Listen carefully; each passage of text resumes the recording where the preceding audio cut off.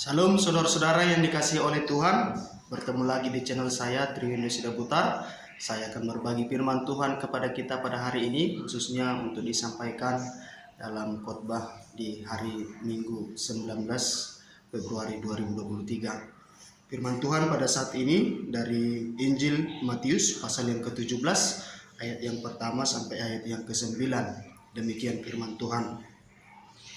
6 hari kemudian, Yesus membawa Petrus, Yakobus, dan Yohanes saudaranya, dan bersama-sama dengan mereka ia naik ke sebuah gunung yang tinggi. Di situ mereka sendiri saja. Lalu Yesus berubah rupa di depan mata mereka.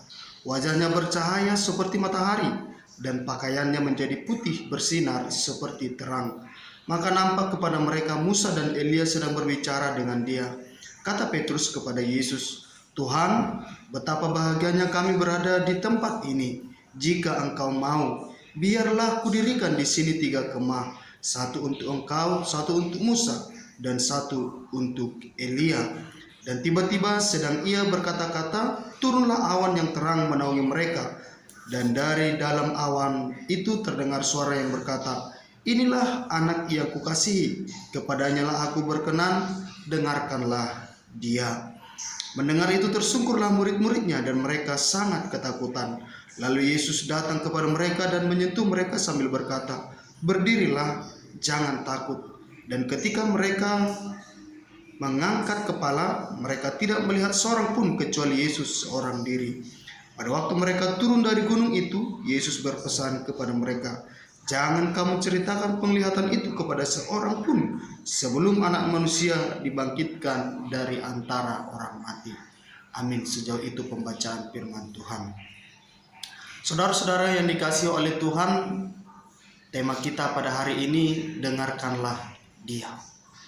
Saudara-saudara yang dikasihi oleh Tuhan, kisah ini kalau kita baca diawali dengan sebuah pemahaman akan penilaian yang salah mengenai siapa Yesus itu.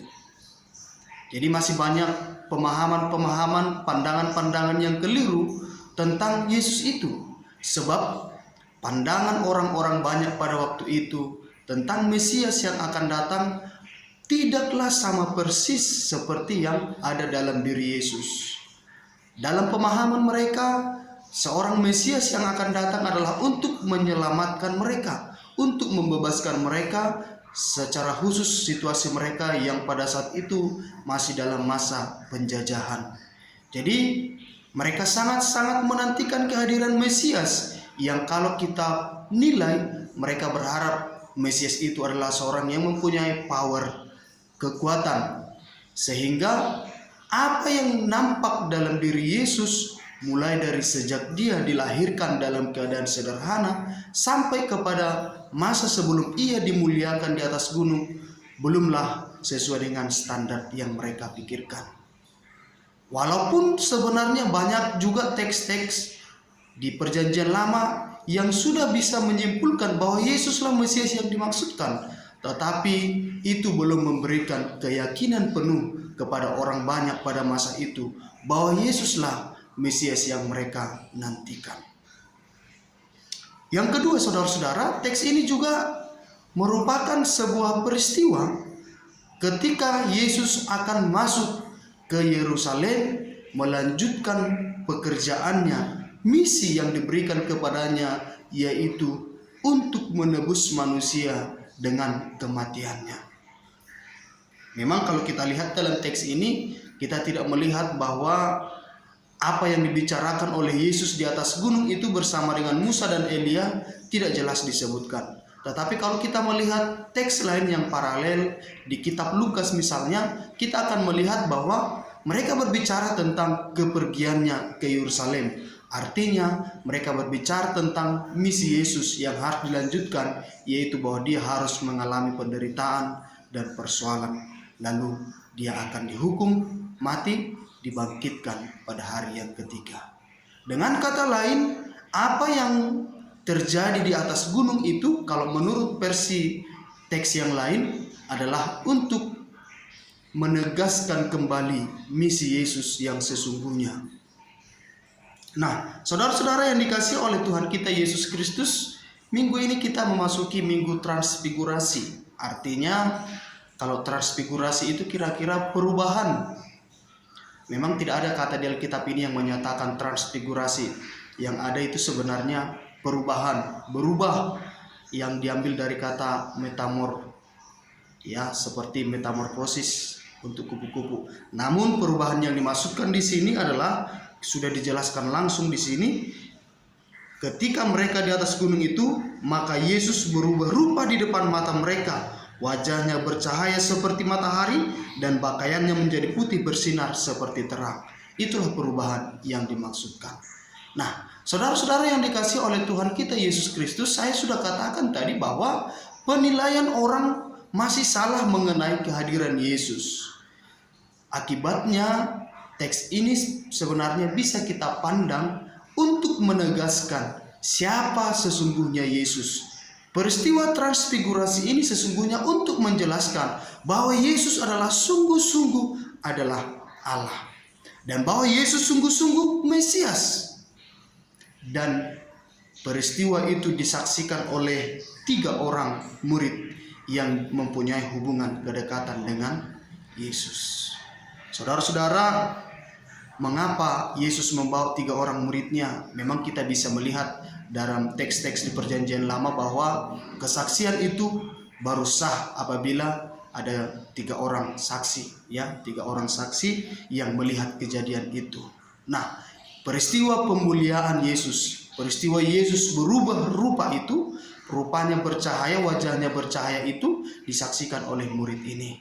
Dan itu sudah cukup untuk menjadi sebuah kesaksian yang benar. Nah, saudara-saudara yang dikasihi oleh Tuhan Yesus, kalau kita melihat teks ini kembali, kita juga melihat bahwa bukan hanya pada zaman ini terjadi ketidakyakinan, ketidakpercayaan bahwa Yesus itu adalah Mesias. Kalau kita melihat di masa yang lebih dekat dengan kita dibanding dengan masa ini, kita melihat ketika Petrus menyampaikan surat kepada jemaat-jemaat perantau. Kepada jemaat-jemaat di perantau, akhirnya Petrus menyampaikan bahwa dia adalah saksi bagaimana Yesus dimuliakan. Ya, dalam bacaan kita pada hari ini juga sebenarnya dari kitab 2 Petrus kita melihat bahwa kami adalah saksi yang melihat bagaimana Yesus dimuliakan di atas gunung, di mana ada suara dari surga yang mengatakan, inilah anakku yang kukasihi, kepadanya lah aku berkenan. Artinya peristiwa inilah yang dimaksudkan oleh Petrus untuk meyakinkan jemaat-jemaat di perantauan yang pada waktu itu sudah mulai disusupi oleh ajaran-ajaran sesat. Jadi teks ini menjadi penting untuk membuktikan bahwa Yesus adalah sungguh-sungguh adalah anak Allah, bahwa Yesus sungguh-sungguh adalah Mesias. Saudara-saudara yang dikasihi oleh Tuhan, kalau kita melihat peristiwa ini, ada beberapa pesan yang mau disampaikan kepada kita.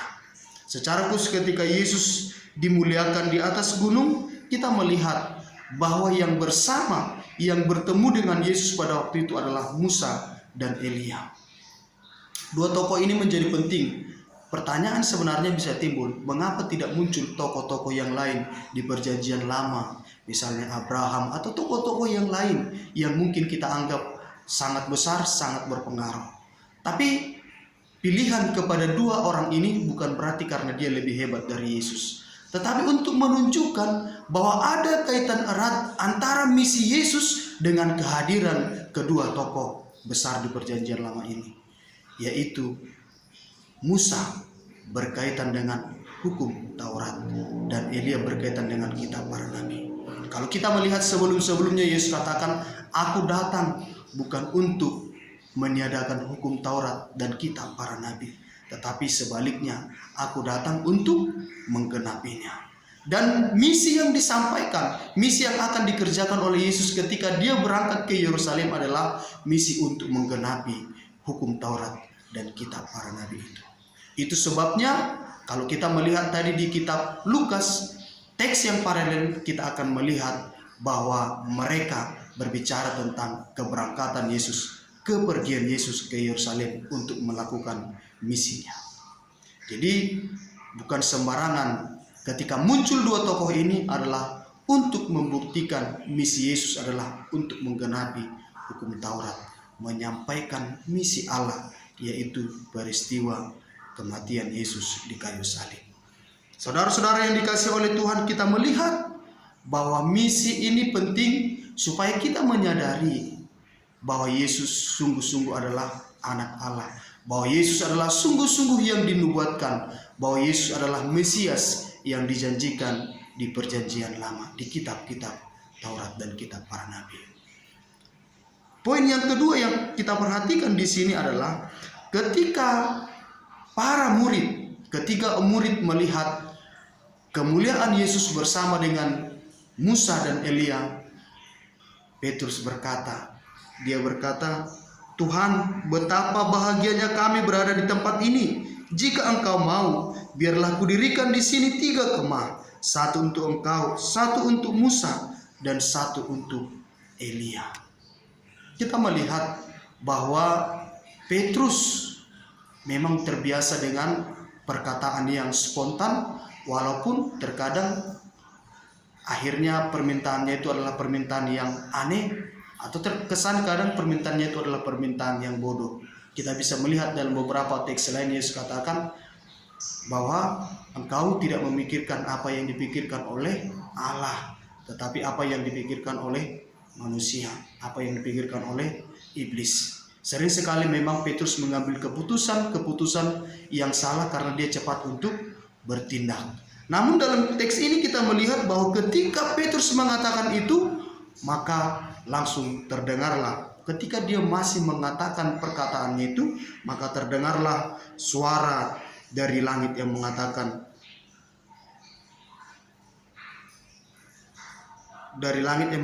inilah anak yang kukasihi, kepadanya lah aku berkenan, dengarkanlah dia. Ini menjadi pesan firman Tuhan pada hari ini. Inilah anakku yang kukasihi, kepadanya lah aku berkenan, dengarkanlah dia. Untuk menghindari pengajaran-pengajaran sesat yang sebenarnya bukan hanya di zaman Yesus, di zaman ketika Petrus menuliskan surat kepada orang Kristen di perantauan, bahkan sekarang pun ajaran-ajaran sesat masih banyak merasuki gereja. Banyak ajaran-ajaran yang timbul ke gereja, bahkan disampaikan oleh para hamba Tuhan, para pendeta, atau banyak orang-orang lain yang menganggap apa yang dia sampaikan adalah sebuah kebenaran. Kadang hamba-hamba Tuhan atau yang menyampaikan firman Tuhan lupa bahwa kebenaran yang mutlak itu adalah Yesus. Akulah jalan dan kebenaran dan hidup. Hanya Yesus sebenarnya kebenaran. Karena ketika benar menurut saya, menurut seseorang itu belum tentu benar. Ketika benar menurut seseorang, menurut saya itu belum tentu kebenaran. Artinya bisa saja menjadi dia relatif.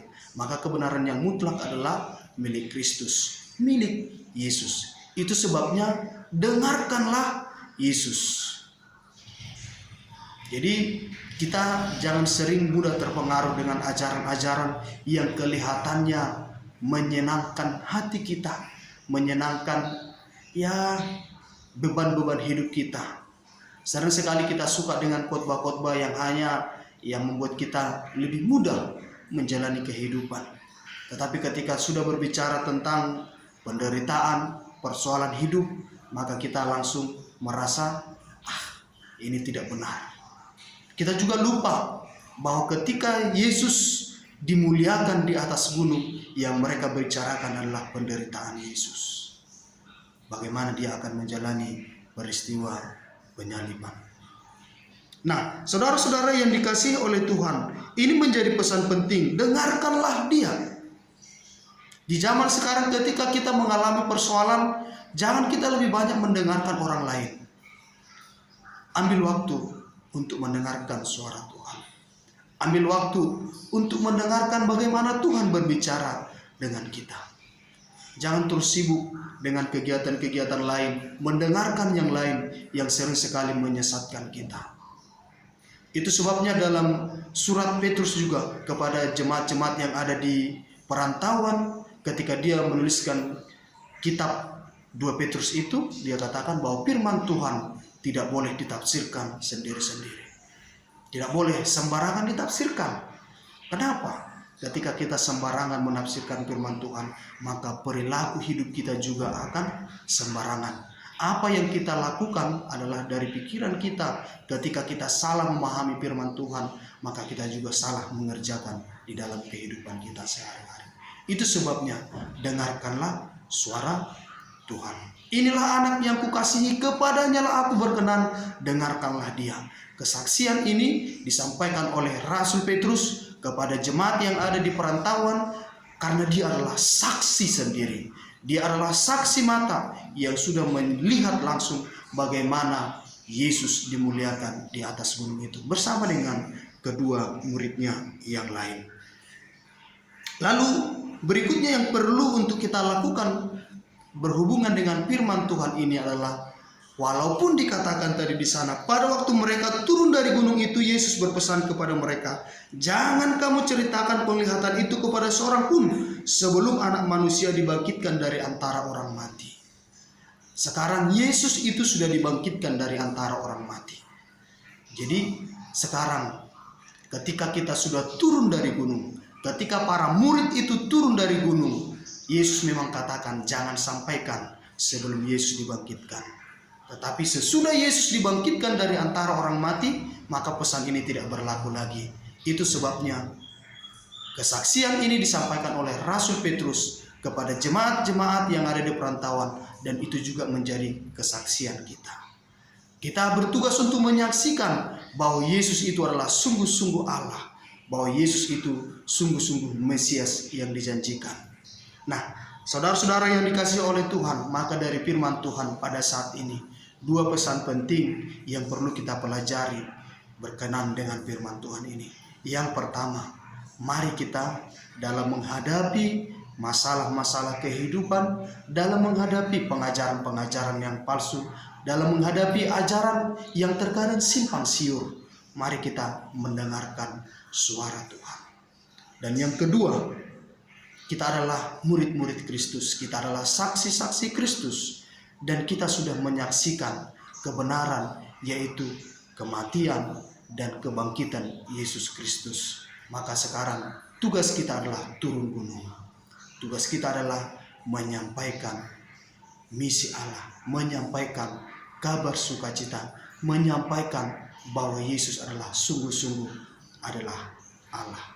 Semoga kita menjadi orang Kristen yang melihat kemuliaan Allah, dan kita juga adalah orang Kristen yang membagikan kemuliaan Allah. Tuhan memberkati. Shalom.